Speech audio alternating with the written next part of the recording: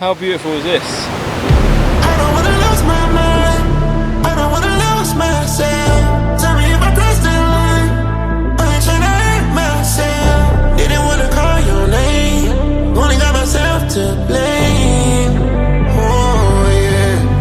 In my world, in my mind, always running out of time. In my love, in my heart, you're the only kryptonite. But I wait for you, still I wait for you.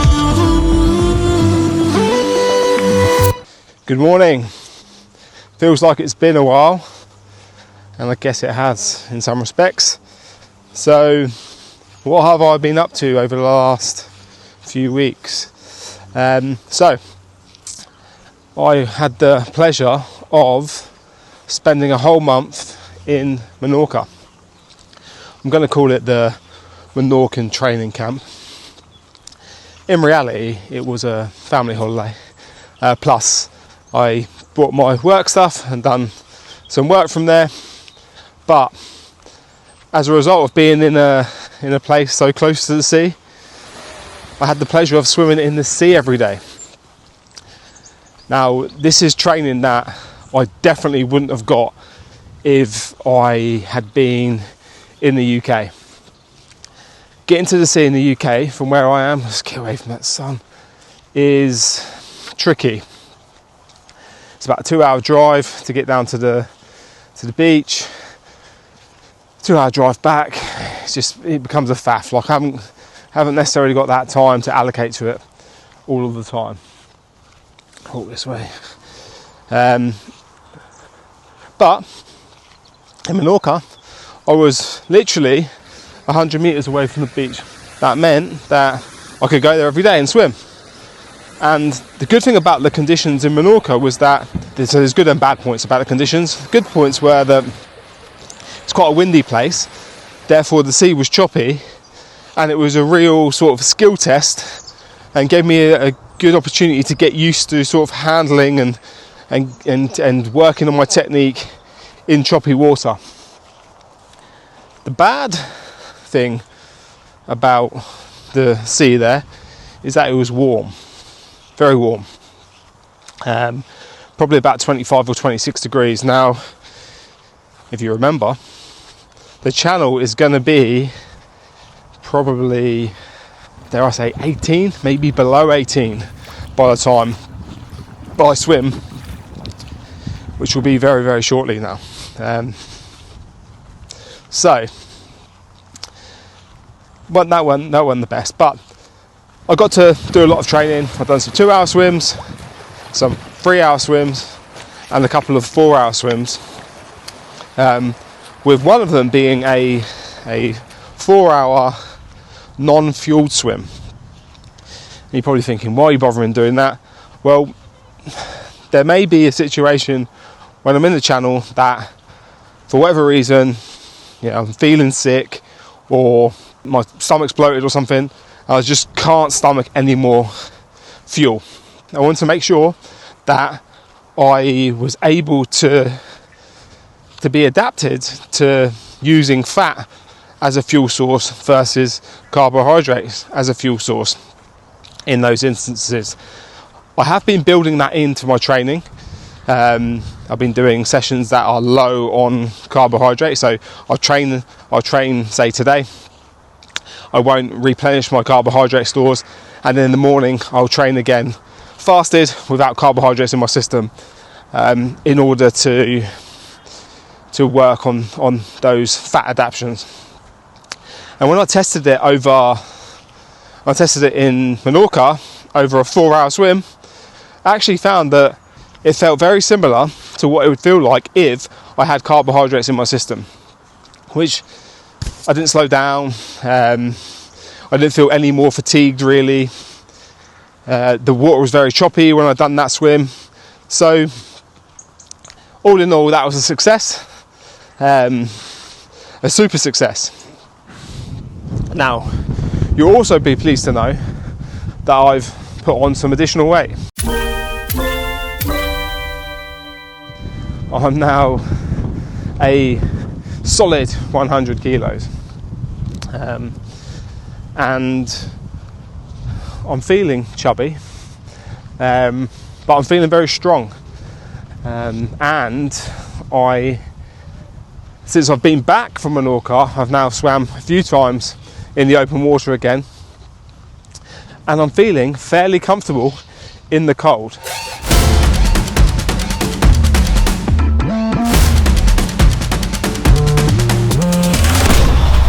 Not shivering, James. You're shivering.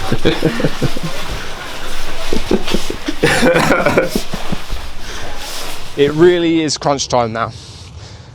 I'm at a stage now where I've, for the most part, completed my training. It's finished. What you'll see on the blogs from now on will be me in the final preparation stages. Some admin bits, some last bits of training. Me in Dover in the sea preparing for the race. Well, preparing, not a race, definitely not a race. Preparing for the swim across the channel. Bearing in mind, if I take you all the way back to where we started, this was a bit of an experiment. I wanted to test the hypothesis that you could do the world's hardest events on 1 hour a day's training. And as I look back at my training, from where I started, way back when, 6 months ago, with Stu in the swim cube, telling him about my ambitions, doing my first technique session with him, and then slowly starting to build my form. Yeah, I spent probably 2-3 months really just focused on technique before I did anything. So I wasn't really getting any cardiovascular benefit during that time. Then the first outdoor swim, if you remember, somewhat a disaster. Could only last about 30 minutes in the cold before I almost went down with hypothermia. Going to have my body fat percentage measured, being told I was too skinny and need to get fatter, of course, which I've done. Then doing that 2-hour swim, the 3-hour swim, the 4-hour swim, the 6-hour swim in the sea, failing the 8-hour swim. Now, this is a point I need to make. My shoulders have been, you haven't caught up with me since that last episode where it ended so dramatically with me in pain in my shoulders. Now, you'll be pleased to know that actually training continued as normal after that point. Shoulder pain went away. It really was a freak day, and I'm glad I called it when I did, because it was twingy, it was painful, sharp pain. Me stopping, now in hindsight looking back, it was a good thing, because it's enabled me to carry on training. We are now very close to the swim, very, very close to the swim. By the time you'll see this, we are 1 week away from the swim by the time you see this video. I'm filming it a little bit before, but it's 1 week away from the swim, so you catch up to the actual timeline. And I'm going to be potentially swimming for 16, 17 hours, 18 hours, who knows, in the English Channel. And the most I've ever done is 6 hours of continuous swimming.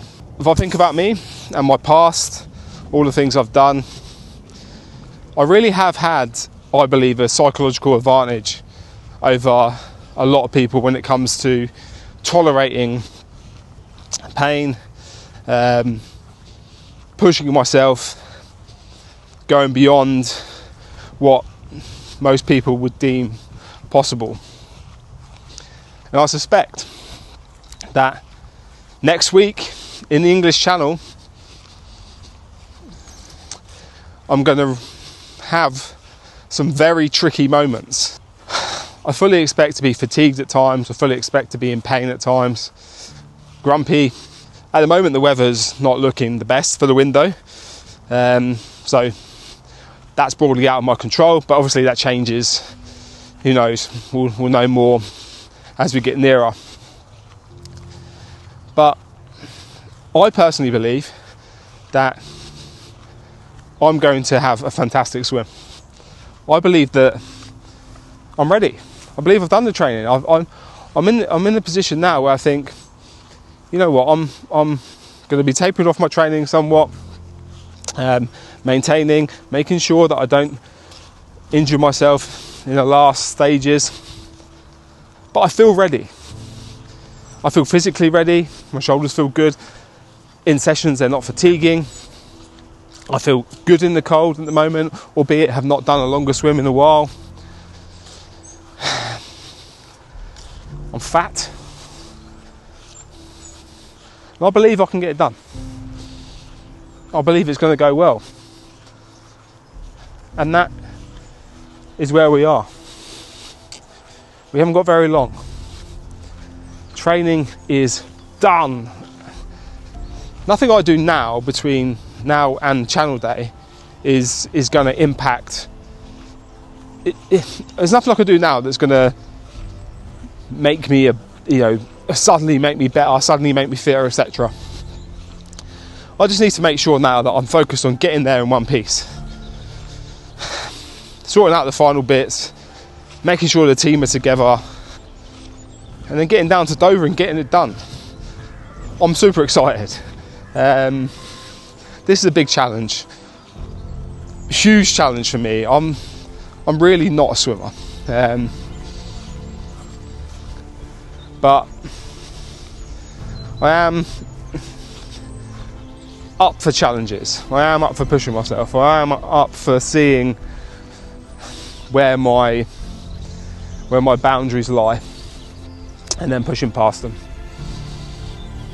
The channel is preparation so far. The preparation, let's talk about that first, has been challenging, definitely. And I'm excited about the event itself. I'm going to see you very shortly. By the next time you see me, I'm going to be in Dover. Catch you then.